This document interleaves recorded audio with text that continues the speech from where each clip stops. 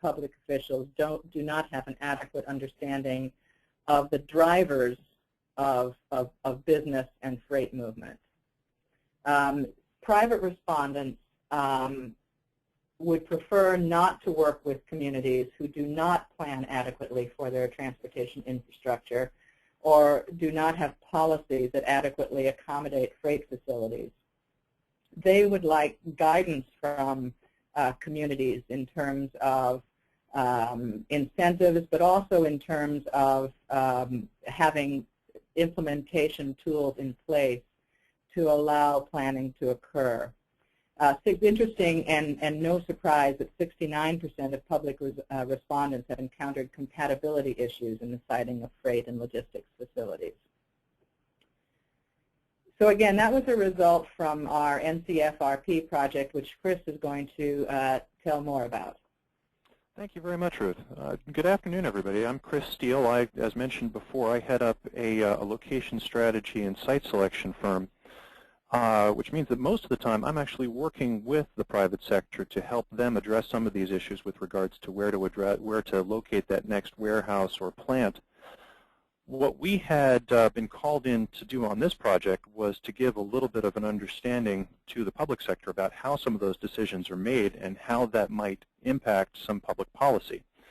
You might ask yourself as to why that might be required. Well, as Ruth mentioned before, sometimes freight gets short shrift in the discussion on transportation policy discussions. However, public officials are often called in to consider the siting of freight terminals of various different kinds. In the first instance, companies might come to them directly with a discussion saying, we want to locate a new warehouse or a new distribution center of some kind, and they need to be able to respond appropriately. And likewise, especially with everything that's been happening with fuel costs and, as Ruth pointed out, a little bit of this buzzword of logistics going around the marketplace, there are certainly economic development officials and planners and city officials that are thinking that perhaps logistics could play a big part in economic development strategies for their communities. And in order to effectively respond to either concepts, they need to be able to understand what freight facilities are in their various and sundry shapes and functions. And they also need to understand how those facilities function within the overall network and how those decisions are made. In order to address this, the Transportation Research Board, which is an arm of the National Academies of Science, issued an RFP under the National Cooperative Freight Research Program to try to collect information on how private companies make location decisions, how their consultants work with them, and then, of course, once that information was collected, to turn this into a guidebook that can inform the public sector about the complexity of the freight network, help the public sector understand the kinds of considerations that private sector companies consider when they're making those facilities, and then give additional guidance such that the public officials could better coordinate efforts, bring benefit to the community, avoid negative impacts, and to serve private sector needs in a way that was going to be overall beneficial to both sides of the equation. Several issues, challenges, and opportunities to consider when we start thinking about freight facilities. Certainly from the opportunity side, we are talking about economic development. And not just through the jobs that are created through the freight facilities themselves, but also understanding that freight facilities may also be parts of other operations, such as in retail or manufacturing, or enable those to take place, to consider the economic development impacts there. To understand freight facilities' role in intermodal connectivity, and how to, therefore, maybe get trucks, for example, off of roadways, but still maintain the proper flow of freight through the community. To understand land use conflicts and pressures with competing uses and sizes of facilities, as freight facilities often have land requirements that are similar to those of other things that are necessary in the marketplace. To allow for coordination amongst economic development and planning agencies at local, regional, and state levels, not to mention elected officials. And then, of course, also to reinforce the concept that the private sector itself typically will drive site selection, and that participation and preparation for that participation is a requirement for success. So to begin the conversation, it's probably worthwhile to review what we're talking about when we talk about a freight facility. And I'm certain that many of the terms that you see on this page are going to be familiar. However, remember also that some of these terms are sometimes used interchangeably, but within the industry itself, each of these terms has a very specific meaning and fits a very specific role within the overall transportation and logistics network. So let's start with a common one, a distribution center. First of all, a distribution center, or sometimes referred to within the trade as a DC, can take several forms, but the core reason for being for a distribution center is to store and then facilitate the movement of goods. It is a term that can be used in a couple of other contexts, but having that functional requirement is the core. Next, of course, is a port. This can be a sea or an air, and really the concept here is a transition point between one form of travel and another, typically ground and either air or water. These are, of course, critical with regards to domestic shipping as well as for the exporting of goods, and provides an interface between those different modes. Another term that has been used quite a bit and is something that economic development agencies are often seeking these days is an intermodal terminal. And if you remember seeing those 53 or 40-foot trailers or containers on the roadway or on the back of trains, this is all about the movement of those containers.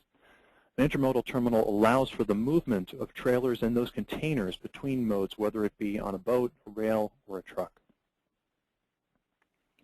So that's about containers. What about all the other kinds of materials that are moved not necessarily within a container? Well, those typically will move through a bulk or a transload terminal. And this allows for the receiving and distribution of lumber, grain, concrete, petroleum, aggregates, and other bulk products. So now that we've moved things throughout the country, let's start thinking about what happens when we move it into a region or within a city. Well, once we get into a region, a hub terminal would be something that's actually operated by a carrier, whether it's a logistics company, such as a trucking company, or a retailer, that would allow for the resorting and reconsolidation of freight as it goes between different cities within a region.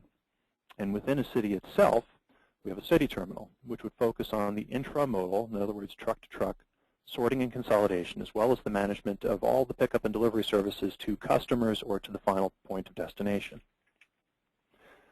One more term of art that's been out there in the marketplace that we wanted to make sure that we talked about, of course, is an integrated logistics center. An integrated logistics center is a relatively new term that is an industrial park that's specifically built around a major point of logistics intersection. It allows for the leverage of a major intermodal concept and moves a variety of other freight-related services, possibly including manufacturing, assembly, processing, in along that. Think of it almost as smart growth for freight. And as a matter of fact, there is a term of art that's used primarily in the North called Freight Village that tries to underline exactly this concept. Now, the next question would be, how are these locations typically chosen? What is the site selection process through which these are made? Well, the first thing to, of course, remember, and this is something that we will continue to underline throughout the presentation, is that freight facility site selection is really very much a private sector decision process. The locations themselves are fulfilling a role in a network that's further fulfilling the business process. The network is optimized so that it fulfills business drivers across a market franchise. And any specific location process, any sort of location within that, is an expression of that overall network strategy. The number of sites, the size of those sites, and the role that they need to play is all in service of that overall business process. The process that companies and site selection consultants go through to try and select a location looks very similar to what you see on the screen here. It starts by planning and strategy, either the company or its consultants trying to identify exactly the problem that needs to be solved and the parameters within which it must be solved. Next is a set of network modeling where the company tries to figure out how many points on the map do we require to fulfill this concept. And then location screening, where on top of transportation, a variety of other factors such as workforce, such as the cost of operations, are all filtered into a model, and various weightings and rankings are applied to them to identify those communities that start to fulfill those obligations best. From there, it's a matter of going out into the field and determining whether the data that was seen on the screen matches the situation on the ground, and start to identify actual sites where this can be implemented, as well as determining the overall cost to implement the strategy going forward. From there, we move towards final negotiations and then actual optimization or actual operations. One of the points that we wanted to make on this screen, and a theme that we heard throughout, is those first three stages, the planning and strategy, network modeling, and location screening, are very much done within the company and with the consultants. As a result, the public sector, the communities that might be under consideration for this project, are not even aware that there is a project that is being contemplated, much less that they are a possible candidate for it. All of which tends to underline the thought that it would be helpful for communities to understand where they might fit within the overall transportation network, and to prepare themselves for on the one hand, the calls that might be coming in, and on the other, the kinds of roles that they might want to play within the logistics network, and to try and position themselves thusly. Now, as I mentioned before, particularly during the screening process, companies consider a variety of different drivers when they are making location decisions. In going through our process, we interviewed dozens of companies to determine exactly the kinds of things that they are looking at. And of course, the answer is that no one factor trumps any others. There's always a combination of factors that plays into the discussion. However, the things that you see towards the top of the page here tend to be most important when considering where a freight facility is to be located. Certainly access to key markets and customers, as well as the interaction with the transportation network. Not just as much as having a highway nearby, but how one interacts with that highway. Not just having a rail line coming through, but can one access that rail line? Just as importantly, the labor and workforce, the talents that are available within a community, as well as the overall cost to operate within that community, play quite a bit of importance. Now, I mentioned at the beginning of this section that there are various and sundry different types of freight facilities that one can consider. This is a page directly from the guide that starts to identify the different levels of importance for some of those factors for the different types of facilities. So if you notice, and you should see a red box coming up on that, the 7 different types of facilities that we had outlined up at the top, that amongst those top 4 criteria, there is a slightly different profile of location drivers that will start to determine where that facility is likely to want to go on any particular network. And another point to keep in mind is, of course, if we think about logistics as one company has put it, the world in motion, or the economy in motion, logistics itself is certainly a shifting and dynamic field. There are several factors that are currently in play that are making a lot of companies rethink their facility strategies, how many sites they have, what size they are, and what roles they need to fulfill. And this includes a variety of different things, including global factors such as trade patterns, where we source our goods from and where those are then consumed, the price of oil as compared to everything else in the economy. If you can see the graph just to the right of that, this shows the price of oil per barrel, gas per gallon, and diesel per gallon compared to the consumer price index over the past 14 years. And you can notice how fuel has considerably decoupled itself from just about everything else in the economy. And this has meant that facility strategies that made sense 15 years ago are no longer making sense. And as a result, companies are rethinking where they put things. Then, of course, we have a variety of different things that are happening with regards to the global infrastructure for freight and logistics as a whole.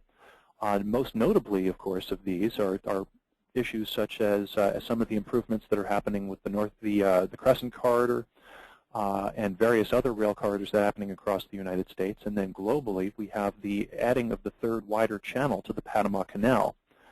In theory, this should mean that more and larger ships are, instead of parking on the West Coast and shipping containerized goods through the United States from there, that some larger proportion of these could be coming directly either to the Gulf ports or to the East Coast.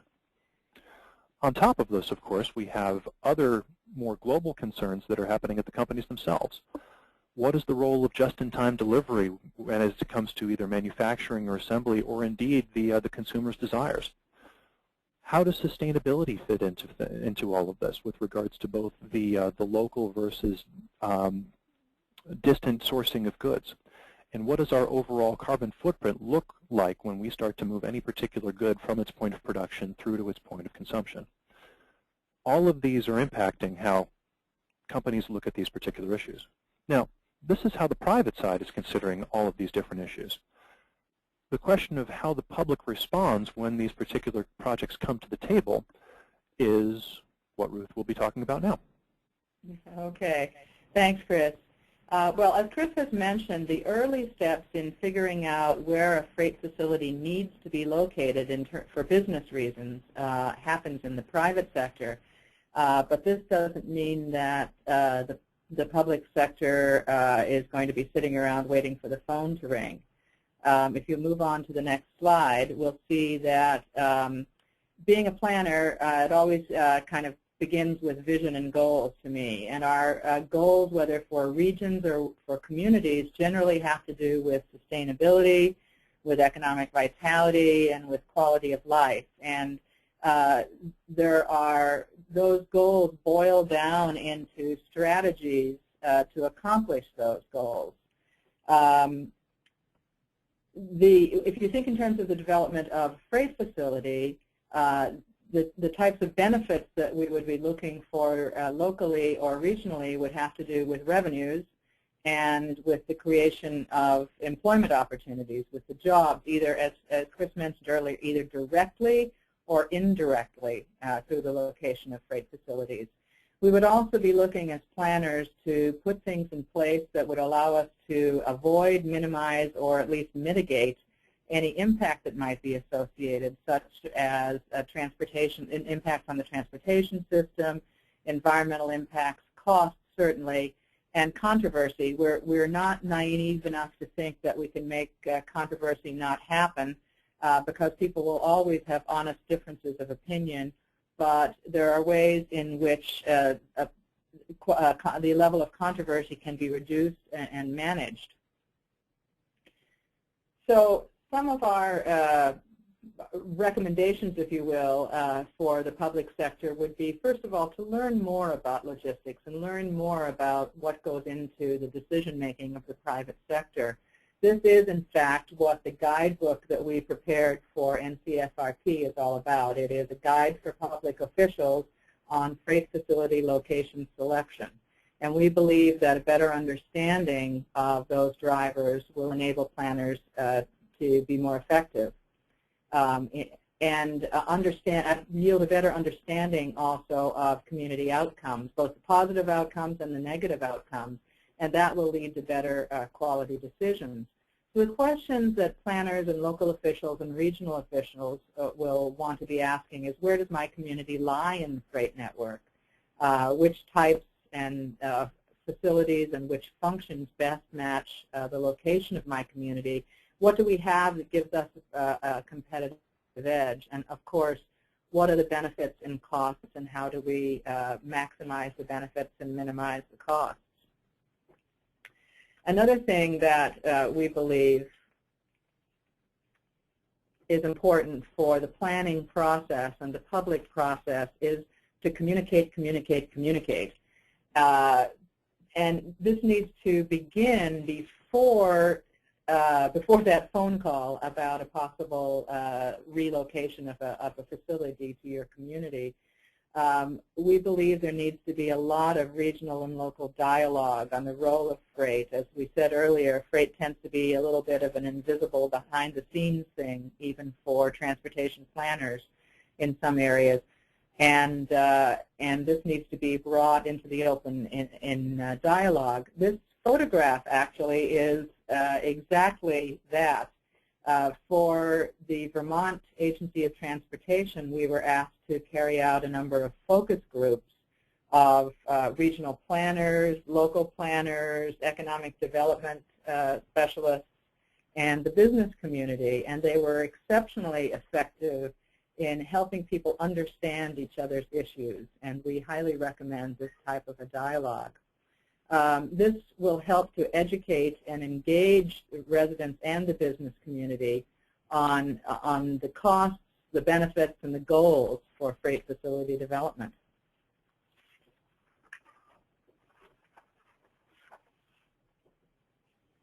So in terms of freight facility development in your region or your community, we, again, getting back to the vision thing, we feel it's important to ensure that there be a strongly held and a strongly understood vision for local and regional development and strategies to convert that vision into reality. This is, of course, at the basis of good planning for just about anything.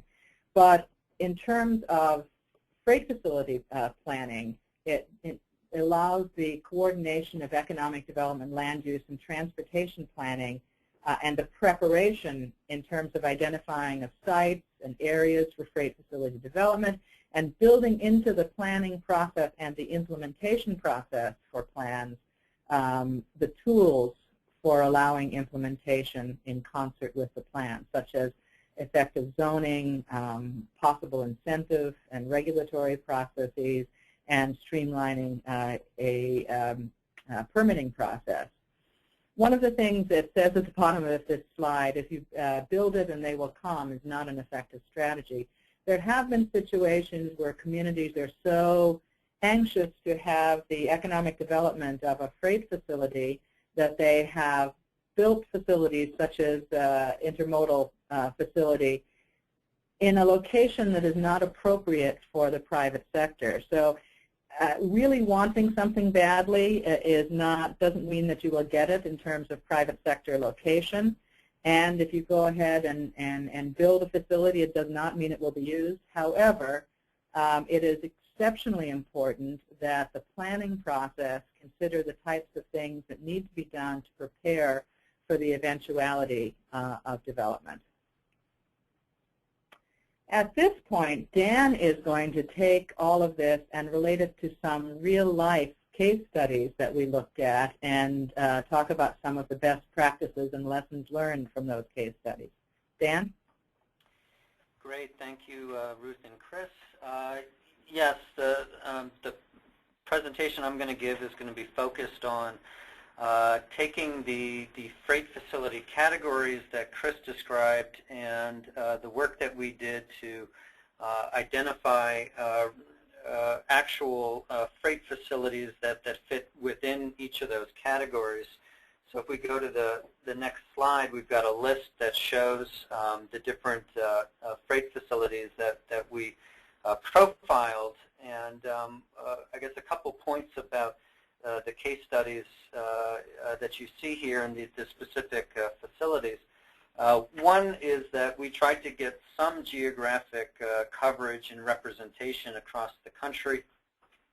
Issues and opportunities for major freight facilities do vary depending on where you are in the U.S., both in terms of how you fit into the freight and trade network, as well as issues and pressures, say, with regard to available land for major freight facilities. The second thing is, while there's a lot of studies out there on planned intermodal terminals in particular, we really wanted to make sure that all of our case studies were done for actual under-operation facilities so that we could better understand the full decision-making process that went into that site location. So in terms, just quickly, of the list that we have here, we have the Virginia Inland Port in Virginia, stretching down to, up to Maine, down to Florida, over to Texas for different facilities. They range in size from the smaller size of individual warehouses.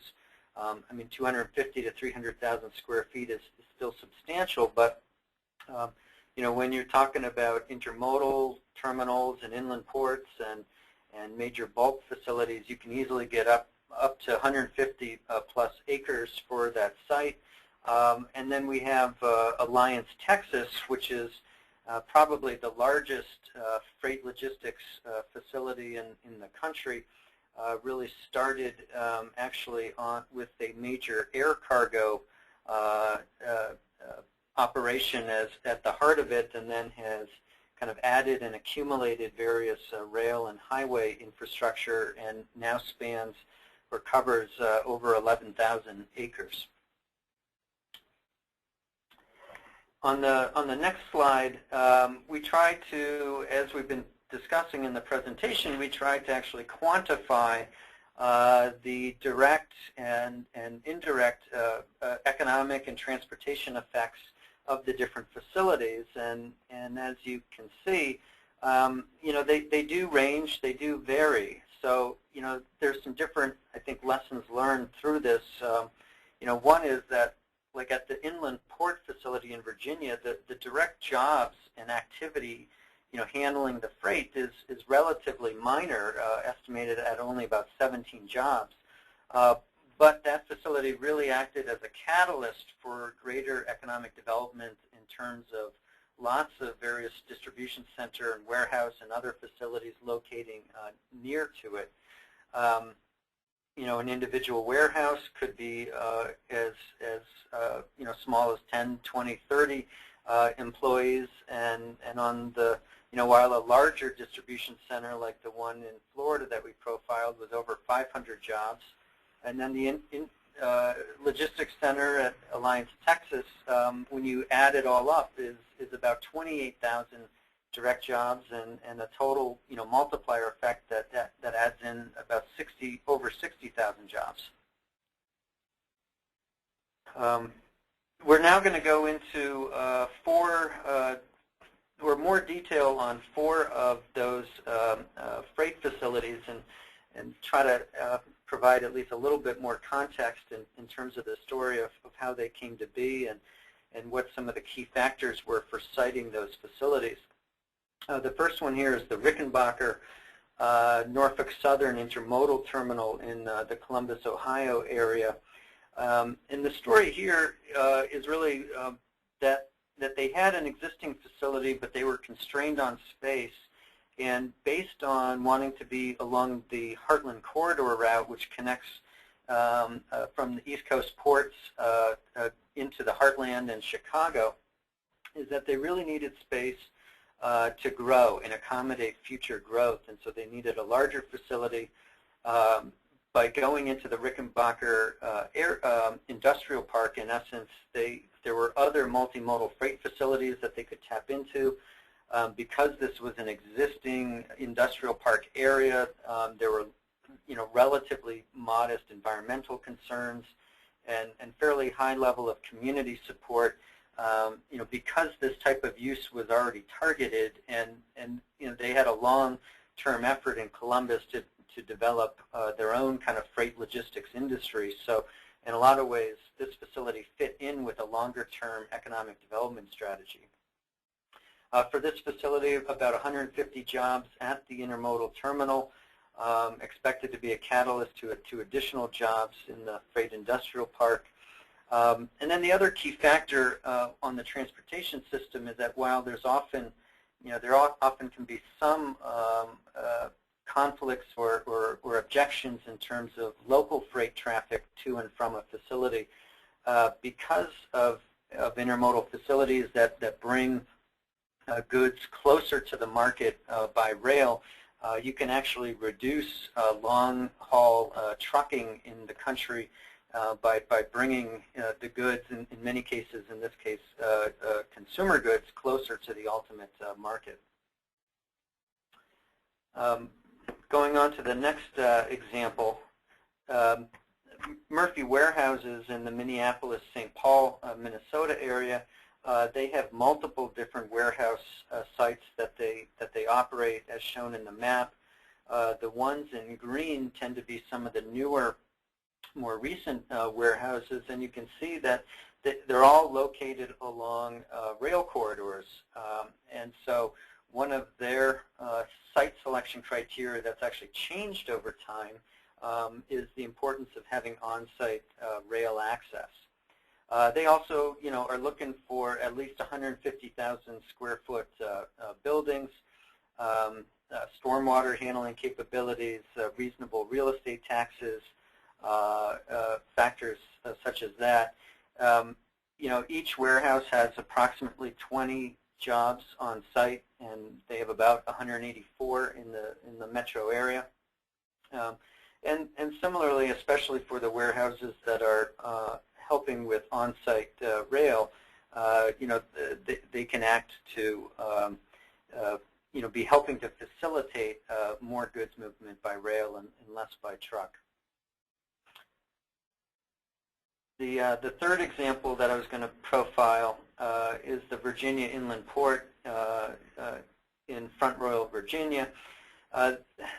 there's a number, I guess I'll pause for a second and say that I'm aware of a number of different inland port projects that are being proposed in different parts of the country. And I think one of the key lessons learned, and it may not be a groundbreaking revelation, but it doesn't diminish its importance, is the importance of partnerships to make this kind of facility happen. While there was a significant public sector leadership to make this inland port happen, they had very strong and partnerships with the railroad, Norfolk Southern, and the Virginia Port Authority, such that they really developed a business model where goods that are being handled at the Hampton Roads port, they use shuttle trains to go back and forth to the Virginia Inland Port, and it's they also have foreign trade zone status so that they can do various kinds of customs handling, so that once it goes from the inland port to the seaport, it's ready to go on a ship. Another interesting aspect of this port is that they have a roughly equal split of imports and exports.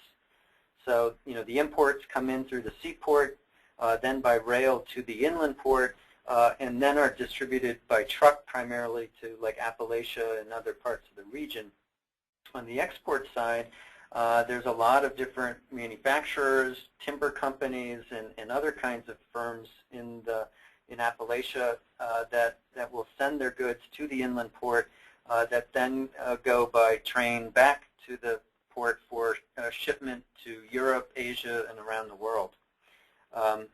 As I mentioned before, the direct jobs at the inland port is relatively modest, but about estimated that 39 different businesses, freight-related businesses, have been attracted over time, totaling about 8,000 jobs.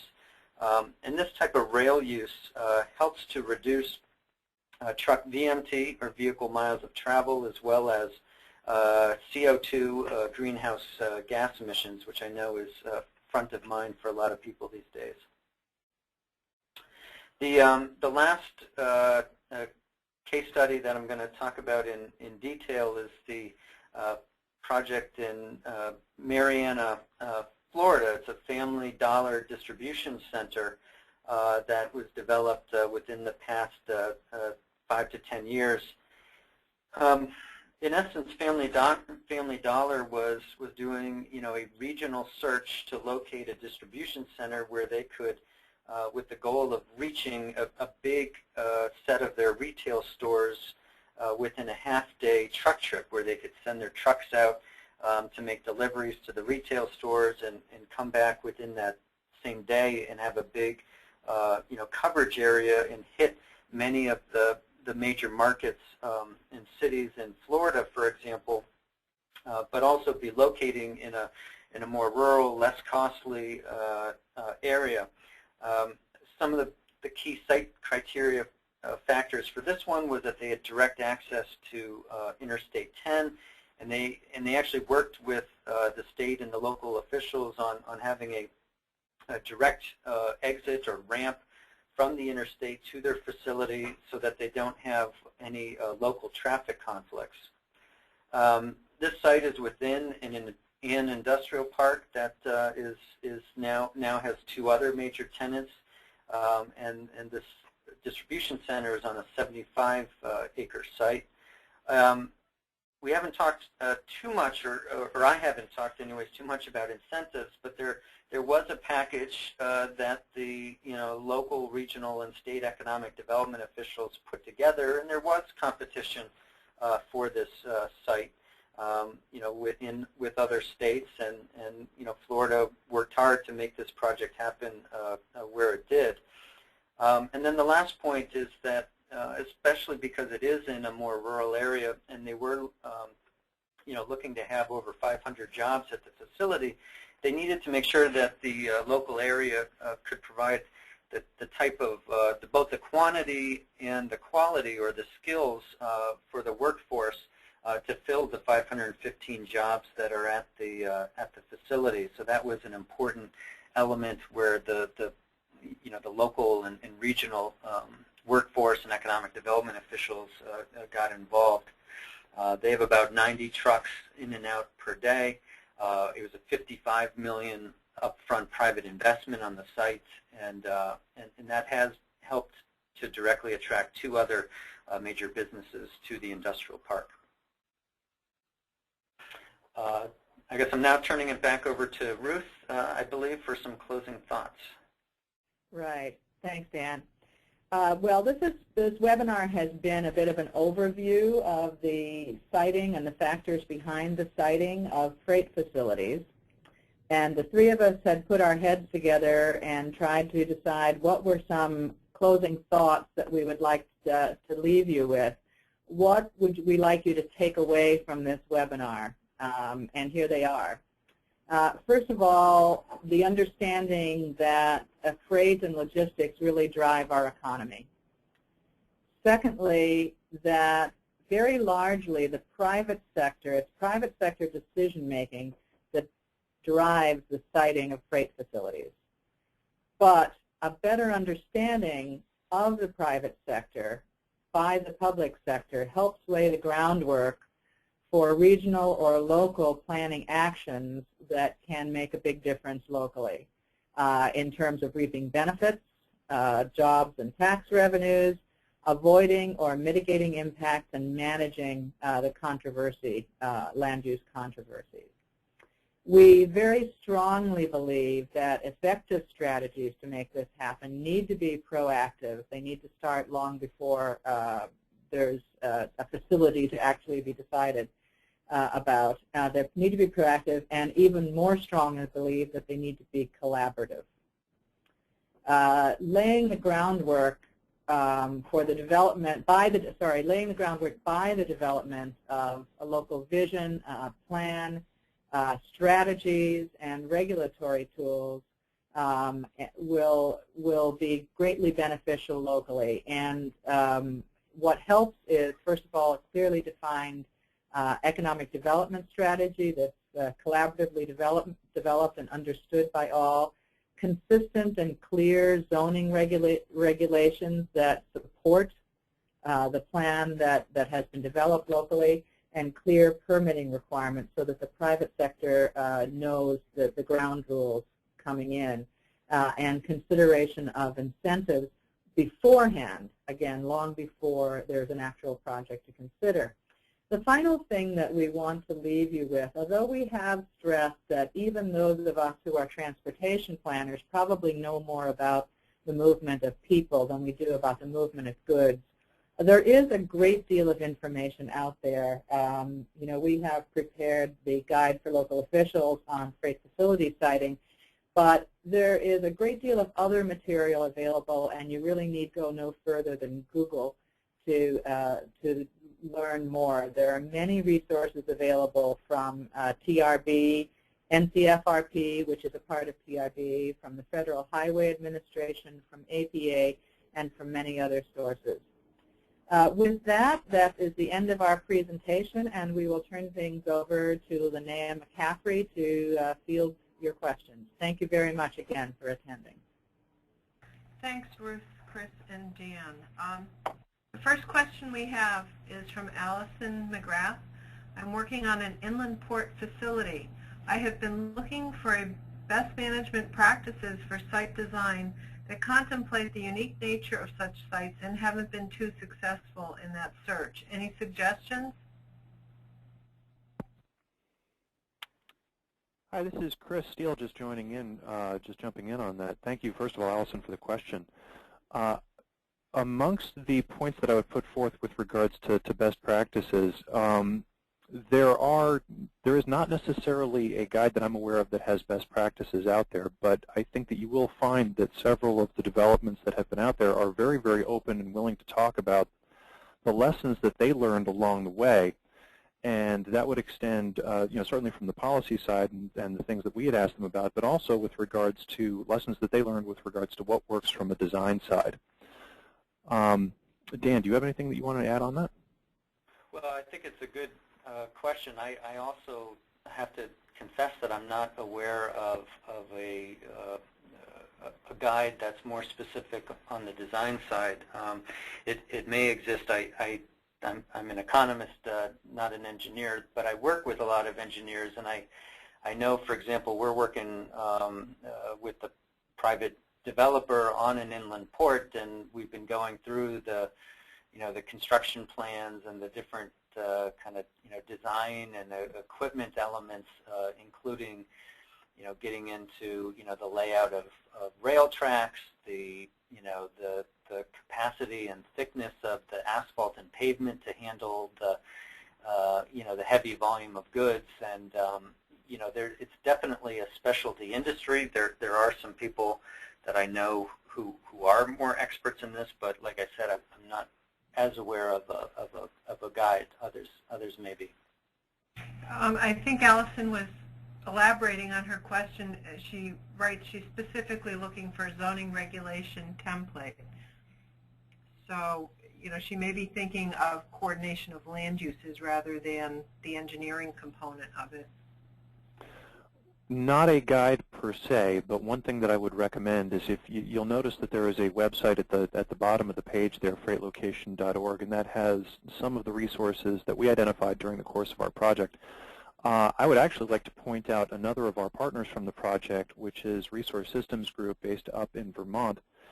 Peter Plumeau, in particular, who was part of the team from up there, may very well have the knowledge as to where you can find those templates. And his contact information, or at least the firm's contact information, is available through that site. And if you can't find it through that, please, let me know. Again, this is Chris Steele, and I can put you in touch with him. Okay, thanks. Next question. The Dallas-Fort Worth area has a second inland port, which is just starting up, but has been slowed for political and economic reasons. If you are familiar with the project, can you comment on whether the freight network, in quotes, needs this increased capacity for intermodal traffic?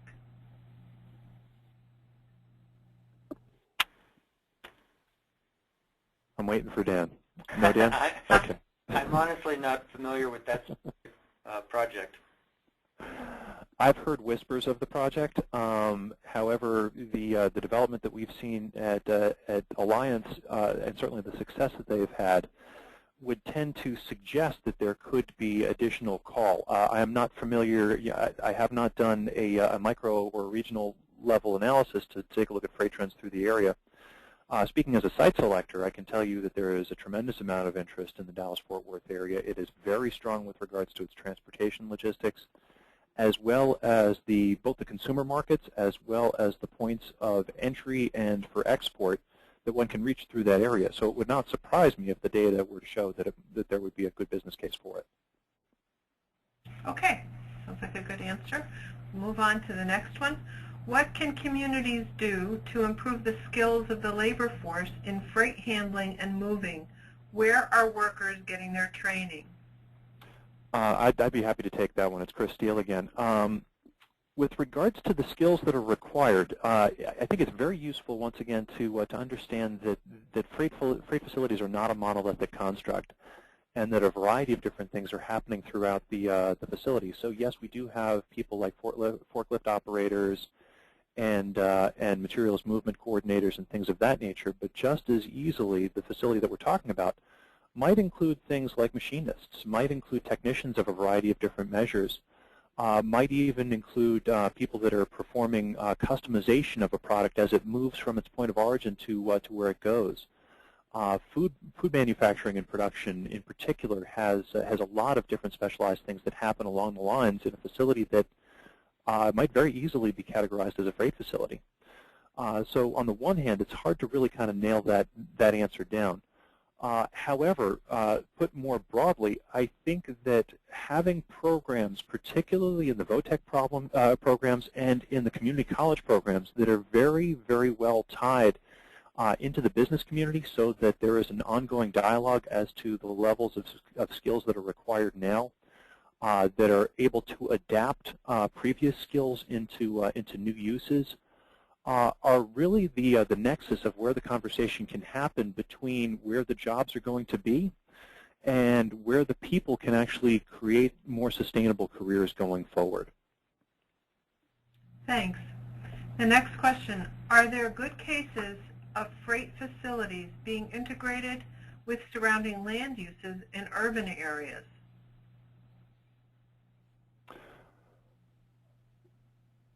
Historically, there are, and in particular, we don't necessarily think of them as such, but certainly some of the, frankly, some of our developments from 150 years ago to 100 years ago that were built around rail lines and built around ports pretty much had this concept in mind, and unfortunately did not keep up to date with the various and sundry trends in business, in what our communities wanted, in what our residents wanted, and in the changing infrastructure of the times. It's a problem that, frankly, we're still struggling with now.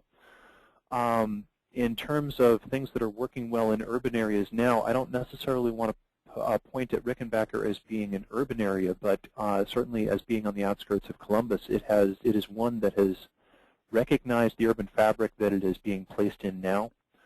Another thing that I would point to, which is, again, not exactly an urban development, but one that keeps urban issues in mind and moreover is actually working to work with existing infrastructure that has been around for a while, is a facility that Centerpoint has put together on the outskirts of Chicago in Joliet. The Joliet terminal out there is dealing with an older government facility and turning it into a very, very useful and multifunctional intermodal and, well, a freight village, an integrated logistics center. Chris, the other one that might be worth mentioning is the Kansas City Smart Port initiative, which, you know, it's a regional initiative, you know, but we are seeing some different metro areas, traditionally urban areas.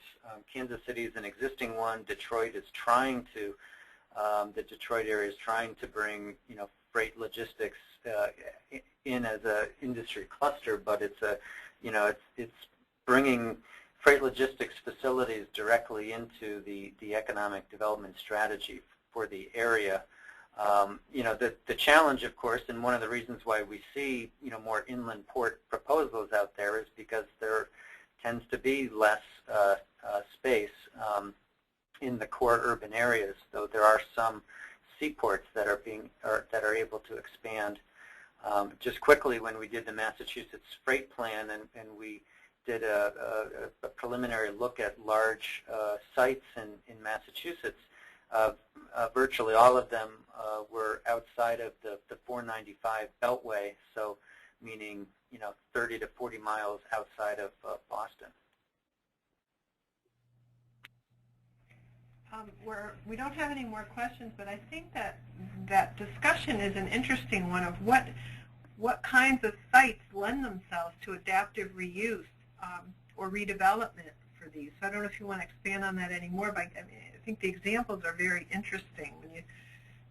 That combined with, it seems as though in the public sector you're flying blind because you don't know what target you're trying to hit because you're waiting for the private sector to tell you that they've selected you. So I don't know, in those two respects, if you want to elaborate a little bit more. Well, Linnea, if I may actually jump in on that and hit on one of the examples that Dan brought up a moment ago. The Kansas City Smart Ports example is a fascinating one, and in my mind, a very proactive example of what a community can do to get ahead of the curve on this.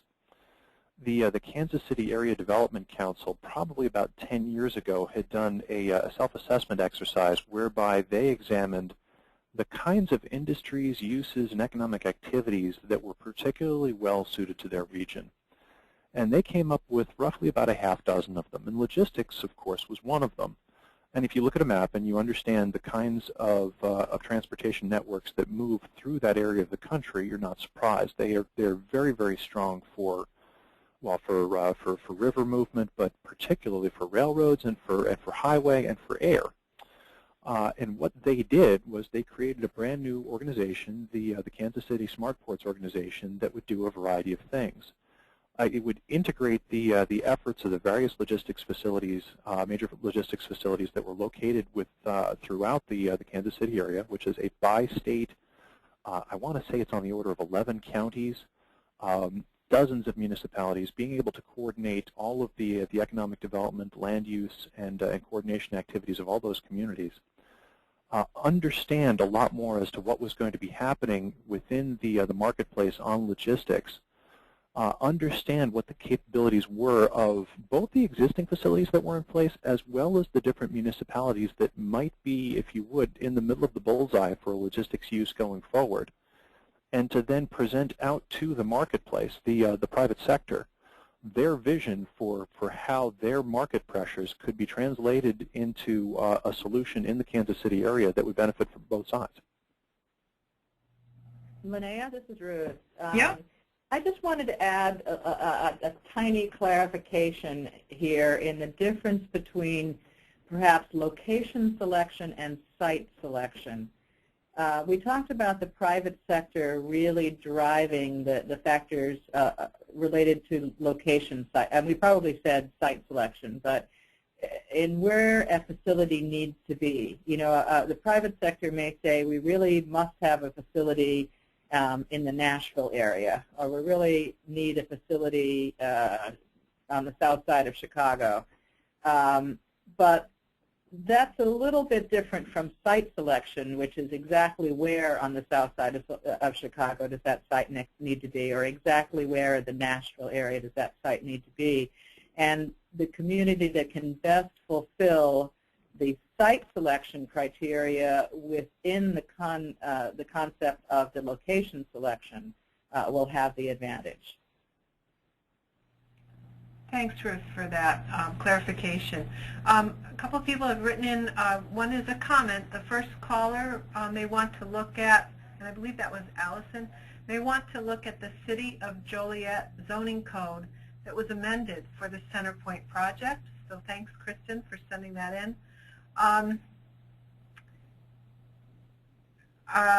There's a comment here also for Allison. There are several sites vying for the inland port in southern Florida. However, there is a great pushback from the rural residents that this will damage their quality of life. While they want economic development, they don't want it in their backyard. The issue becomes very political. Thanks, Margaret, for sharing that observation. Sherry Ruckhouse says she inadvertently hit send, but it looks like a question to me, so we'll just float it out there. The economy and other forces drive the consolidation of Georgia airports. What advice do you have for community leaders, particularly those that sponsor municipal airports, particularly cities that own municipal airports where aviation is struggling? So, yeah, just specific to airports, what's happening there, especially with municipal airports? I can tell you that it's not just the municipal airports; it's even the regional airports have been very much struggling, both in terms of what happened with fuel costs, as well as what's happened to the airline industry overall for the past at least the past 10 to a dozen years. There's been a lot of consolidation, certainly as we have all seen, with regards to where one can fly to, and where one needs to connect through to get to certain places. Just as much as that's impacted us from the passenger side, it has had at least as much, if not more, of an impact on the freight side. And a lot of facilities that had formerly had cargo capability now have mothballed that capability, and there are a lot of communities trying to figure out what to do with it. I don't have a crystal ball that basically says what's likely to happen to that, other than to say that I think that we are going to continue the trend towards consolidation of those freight facilities into more the larger hub airports, and that the smaller regional and municipal facilities are likely to see less cargo activity over time.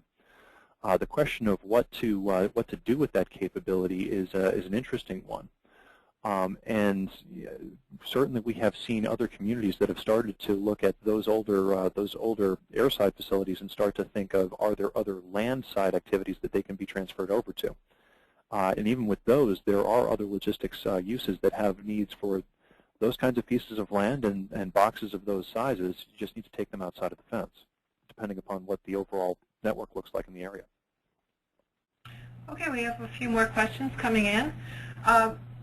Paul Diebel is asking if one of you would please elaborate more specifically on the characteristics of a freight village, particularly inner city or highly urbanized location. Dan, would you like to take this one? Sure, I'll start. I mean, there basically are these different terms that have been used, and when we were developing as part of this project, you know, a typology or a set of freight facilities, integrated logistics center and freight village more or less, you know, came together as being, you know, very similar in concept. You know, I have seen some proposals and initiatives in New Jersey, which is a pretty urbanized area for freight village concepts.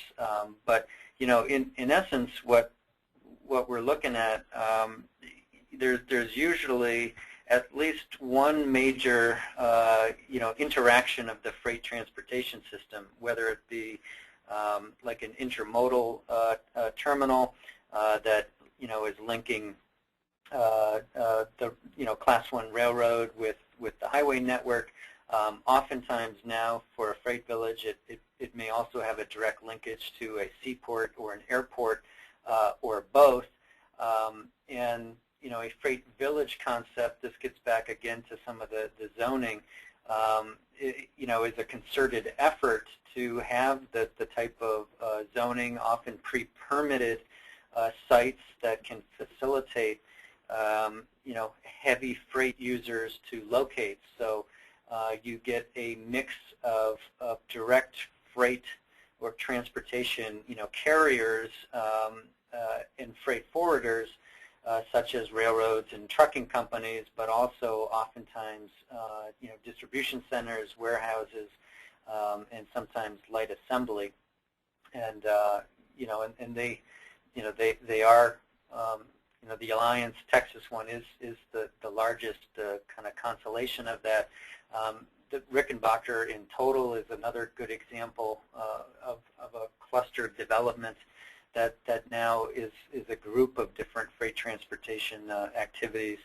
I think the term freight village might have actually originated in Europe. Chris, I don't know if you want to jump in or clarify or add to that. No, I believe that is absolutely correct. I think the issue with regards to specificity, with regards to what we're talking about, it really is very much an industrial development that maximizes the use of the transportation infrastructure that's there, particularly the multimodal concept. So that linkage of an intermodal node with industrial development around it, in such a way that you can, on the one side, think of it from the public sector side of minimizing the number of trucks that might be going through that particular community, and while thinking about it, for example, from the standpoint of the rail operator, maximizing the number and the size of trains that are using that particular stopping point on the network. Really, from both sides, it's a really great way of making a connection. I have another question here that goes to,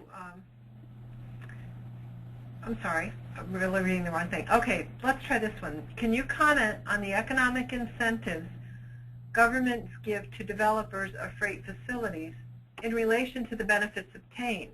In particular, is it viable to decline to offer any incentive, since an earlier slide indicated incentives are pretty far down the criteria list?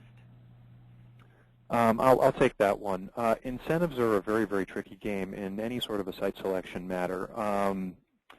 I can tell you that we advise our clients, and most of the companies that I work with will absolutely tell you within the four walls of their offices that incentives are not where they make their location decisions. It does not make for good business policy to make a deal based upon a $20 million grant when another location is giving you a better operational deal. All of that having been, and there are a variety of reasons why that is. But the other thing to keep in the back of one's mind is think back to the location selection map that I showed earlier, the process, whereby on the left side of the slide, we're starting out with planning, and we're starting out with taking a look at location factors and things of that nature. The thing to remember is that as we go from left to right on that slide, we may be starting with dozens of different communities that the client is looking at. And as we get to the right and start to finally contact the community, there may be only 3 to 6 locations that are in consideration, 3 to 6 communities to speak to Ruth's clarification before.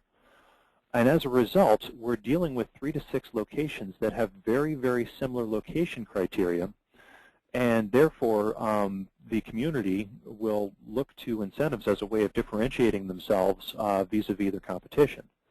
So to say that one can, not necessarily engage in some kind of a conversation is probably a little bit naive. The advice that I would give communities is a little bit different, though, which is to say, let's not look at this as a means of buying a particular facility or an investment. Instead, that if you're actually engaged in a conversation with a company that's looking to come into your community and they're looking for you to make some sort of an investment in them, this can then become an opportunity for making sure that they make an investment in you as well. This is an opportunity for driving a discussion whereby you can build a stronger partnership between the public and the private sector side going forward.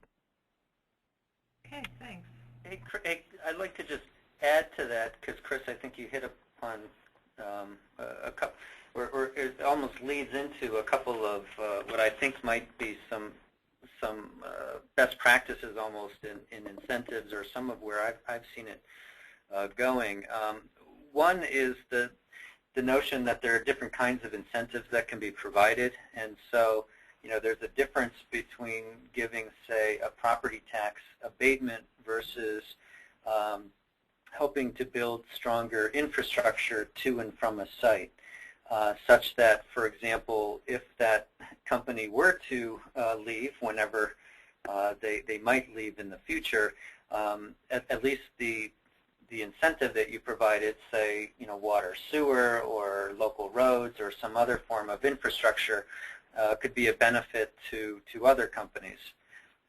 The other notion, and this touches on a question from before about workforce, is that there are some incentives, and Florida is a place that I know well in terms of their quick response training program, where when a qualified business is locating in Florida, one of the primary incentives that's available to them is training, workforce training dollars that the residents, where they can basically set up a program, typically with the local community college, to make sure that the local employees have the type of training to be productive, and that type of training often, while maybe specific to the business, will often help you in future jobs as well. So those are just a couple ideas on the infrastructure and workforce side of trying to make incentives not only for the business, but also a longer-term investment in your community.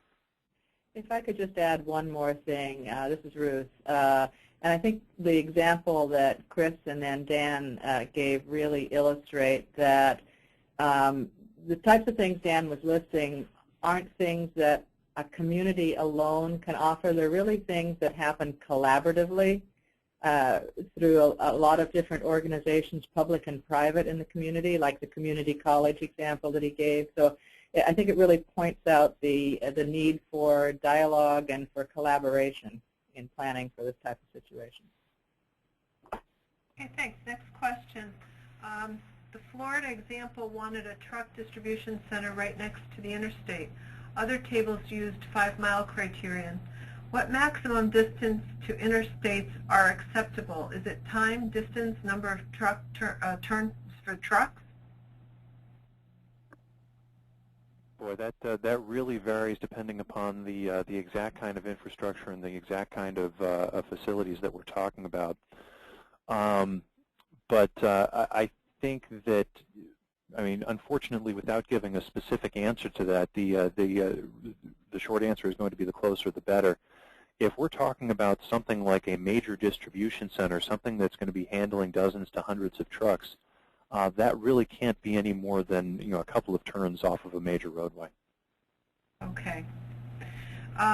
Right, and just quickly on the Florida example, part of the reason I highlighted that and why it was important there was that with some other sites that they had developed in other parts of the country, they did not have direct access to the interstate. They were, in that 3 to 4, turns away, and it was creating a lot of conflicts. And so, that closeness right off the ramp made a big difference. Mm-hmm. Next question. With the proposed expansion of passenger rail services in many freight rail corridors, how do these proposals affect the feasibility of terminal or distribution facilities, either existing or potential new ones, in those corridors? It's an interesting debate that's been developing over the past certainly couple of years. In some cases, particularly with regards to the initiatives for high-speed passenger rail, there has been some effort that's been made to make sure that those corridors, whereas they may use what were historically freight rail corridors, that they are kept somewhat separate from the major the major current freight rail corridors, and that therefore there is no conflict between the two. There are, unfortunately and ironically, some areas of the country whereby this kind of infrastructure is needed desperately by both passenger and freight, whereby these things are very likely to come into conflict. And I'm thinking particularly the Northeast, as well as areas of the California coast. It remains to be seen exactly how this is going to work out. Okay. Next question. What is the role of the federal government in providing a national freight transportation policy and funding support for intermodal/logistics incentives? There's a flip answer that I could give, and I'm going to hold on doing that. The answer is, I believe at the moment, that with regards to freight transportation movement, the FHWA has been doing a variety of studies that could inform public policy. Most of the freight studies have actually been performed at the state level, however. With regards to incentives, there are, to my knowledge, none of the incentives to the extent that we have been talking about them to this point are offered at the federal level. The one caveat that I would put to that, however, is that several of the Tiger grants, one interpretation of the Tiger grants that have been made available over the past several years are that they could be used for transportation and infrastructure improvements that would be broadly in support of economic development.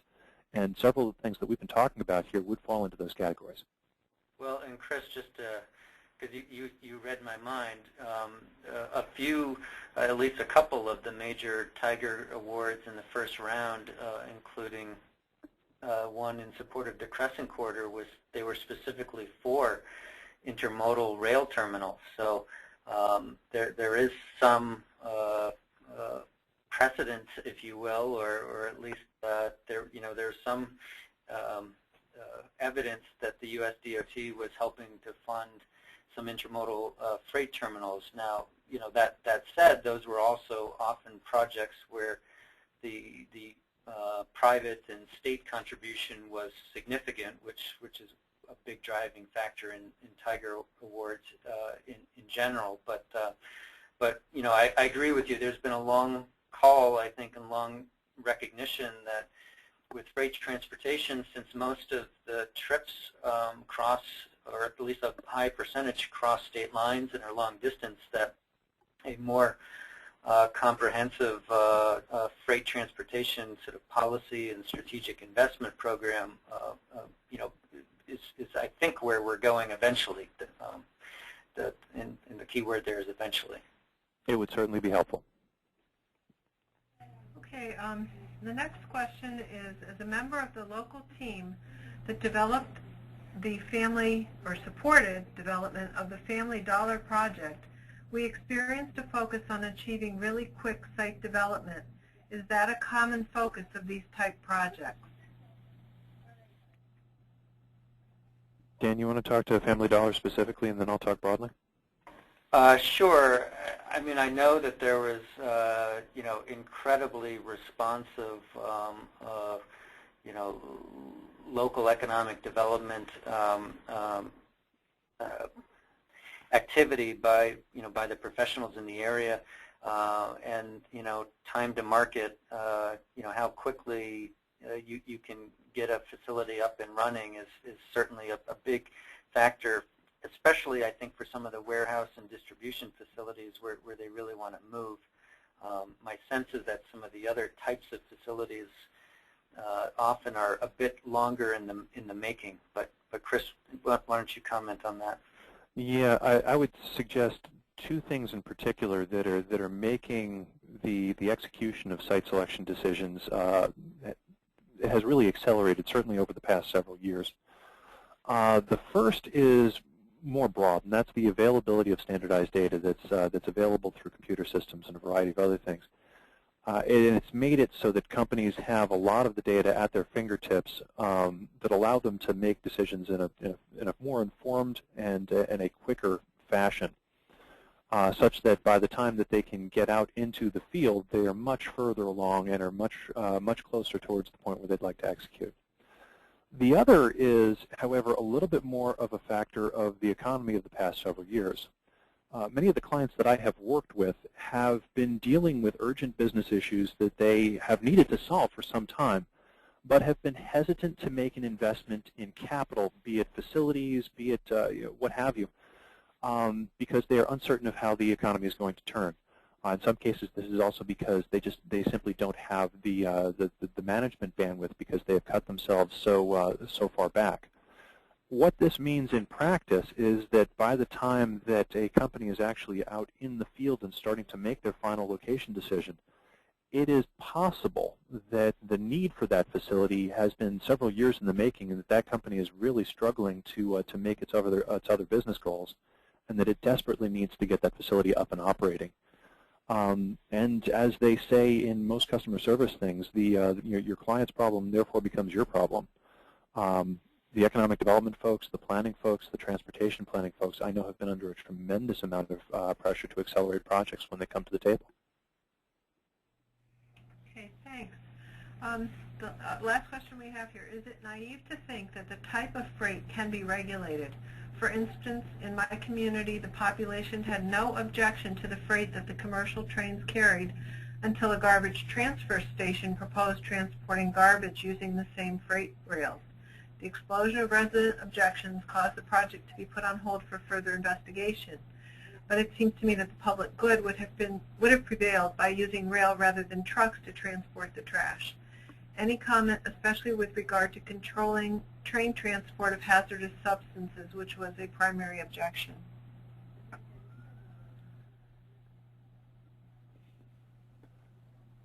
In my experience, certainly the public voice has a very strong say to be made. Taking away from the current example, because I think it's an incredibly valid example, and it's one that happens fairly frequently, I would suggest that that educating the public with regards to both certainly the drawbacks, the concerns, and the risks, as well as the benefits, is something that needs to be taken into account. The big picture, so that we can examine the concerns to determine whether they are valid or how they would actually express themselves in an actual situation, as well as, frankly, what the alternatives would be. And this is where I think the garbage on the rail one is a particularly apt one. In many cases, I have seen public objection to one solution to a problem turn into one that actually became a little bit more noxious for the community as it went forward. The law of unintended consequences. To answer the question more directly, I think that there's a tremendous voice that the public has, and I think that the more that the public can come to the dialogue in a more informed and educated way, and have a really good understanding of all of the options that are available on the table, the more fruitful that discussion can be. I mean, this is Dan. I would just quickly add that there certainly are examples of garbage moving by train. So there certainly could be examples to bring forward as part of that process. I know, for example, in New York City, one of they've been working for years on the logistics of how they move all the trash and garbage that the city is generating. and it's actually one of the biggest rail commodities that they have. So it doesn't mean it's easy or that people will just accept it, but there certainly are examples of it. Okay, thanks. That is the end of the questions. Brittany? All right. Great. Well, thank you so much, Ruth and Chris and Dan, and also Linnea for being our moderator for today. For those of the attendees who are still with us, I'm going to go through just a few reminders in a few moments. So if you want to hear about logging your CM credits and where to find a recording, just stay tuned for just a moment. And thanks again to our presenters and our moderator for today for a fantastic session.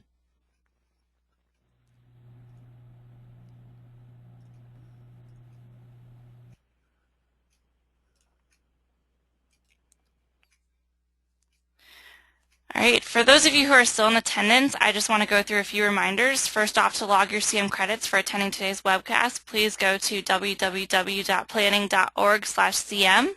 Select today's date, Friday, November 18th, and then select today's webcast, The Economy in Motion, What Planners and Local Officials Should Know About the Development and Siting of Freight Facilities. We are also recording today's webcast, and you will find a recording of it and a 6-slide per page PDF at www.utah-apa.org/webcast-archive. And this does conclude today's session, and I want to thank everyone again for attending.